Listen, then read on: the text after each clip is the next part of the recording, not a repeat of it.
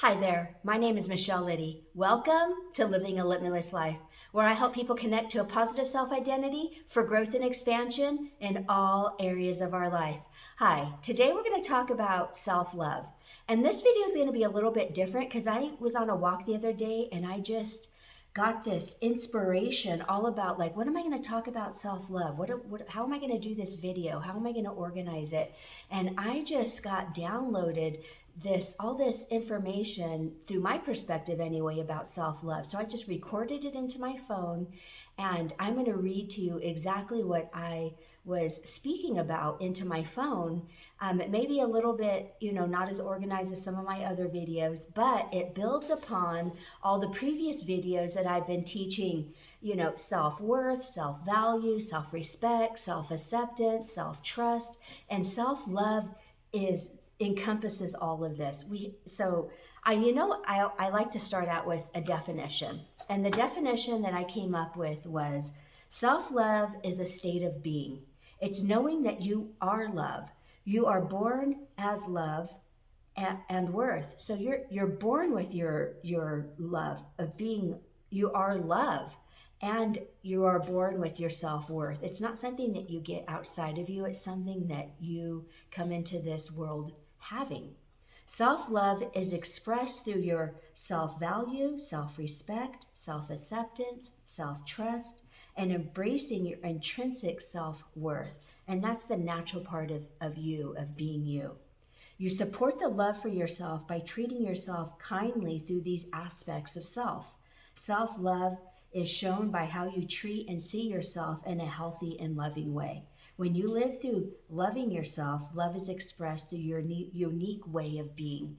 And so the way you give action to love is through valuing ourselves and through respecting ourselves, through accepting all parts of us, the good, bad, and different, the parts we want to hide from people. All of that is just accepting that those are just all facets of who we are. It doesn't keep us from being love. It doesn't keep us from receiving love. It's just the aspects of who we are, and it's not the totality. Each one of these different parts of us, our strengths, our weaknesses, the parts we want to hide from people, they're not the totality of who we are. They're different aspects of who we are.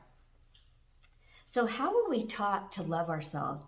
We were taught to criticize, judge, nitpick, and reject ourselves. We were taught to love ourselves by the way that we were judged in our parents or our main caretakers guiding us. They guided us to do well through criticizing, through judging, through yelling, through discounting, and we learned that was love. And then we internally flip that and start loving ourselves in that way through nitpicking, criticizing, and judging. When we want to love ourselves, it's turning that focus inward. We turn the focus on ourselves and start looking at ourselves through a loving lens and accepting ourselves and all the things that we want to reject about ourselves or nitpick. We want to look at those aspects of ourselves and just love on them and not reject ourselves. Anything that you nitpick is something to love, our flaws and all. We tend to define ourselves through our flaws instead of defining ourselves through our uniqueness and our differences that make us us. Our flaws aren't the totality of who we are. They are a minute part of who we are. You are enough. We are enough being who we are in this moment today. We are taught to compliment others instead of seeing ourselves with love and choosing things that compliment us. We might say, oh, I wonder if they will like me. What do they want? Instead of what do I want and do they compliment me? Self-love is nurturing your feelings and your needs and knowing that you deserve to recognize them and support them. Take some time to think about your needs and how you feel about things. Whatever your need is, it's something to give to yourself instead of expecting others to provide it to you. Needs could be the need to be recognized, and so recognize yourself when you do well or you're having a fun day. Simplicity. Self-love is complimenting yourself, cheering yourself on, and your unique qualities and the things that make you, you. Not looking at how you are different, but looking at your uniqueness, looking for things that work for you, not for others. It's recognizing everything about yourself and admiring it. You aren't able to love yourself from an empty place, which comes from learning to abandon yourself to please other people. It develops when we start looking at other people to fill our love that we should be giving to ourselves. It develops a dynamic of seeking love instead of being love and attracting it.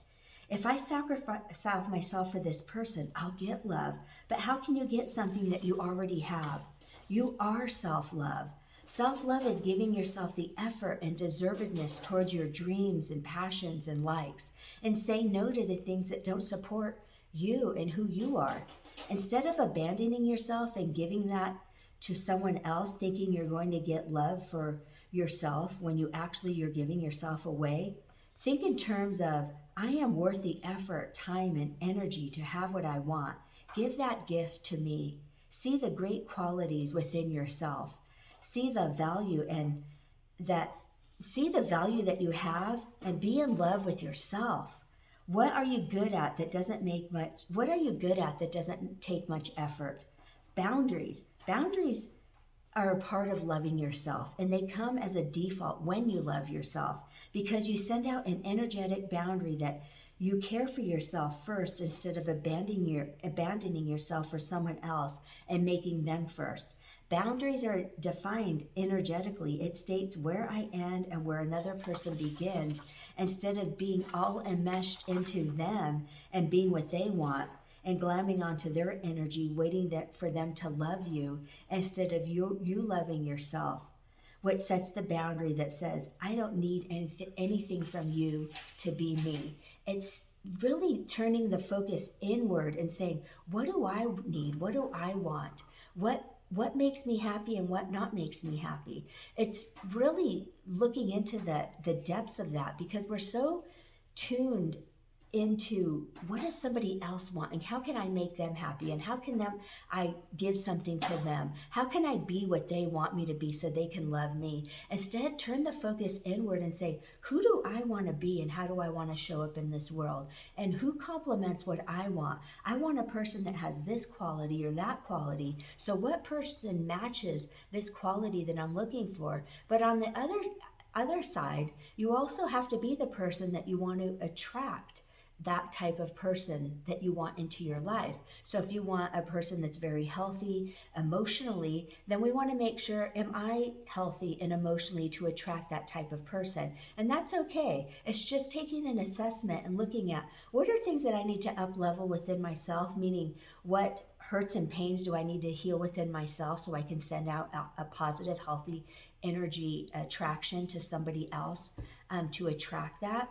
And it's just looking at those different things within ourselves. So in self-love, that's kind of when I was on my walk, what came to my mind. I wanted to share that with you. And that kind of sums up our whole series of what I've been talking about, our self-worth, self-value, self-respect, self-trust, and self-acceptance.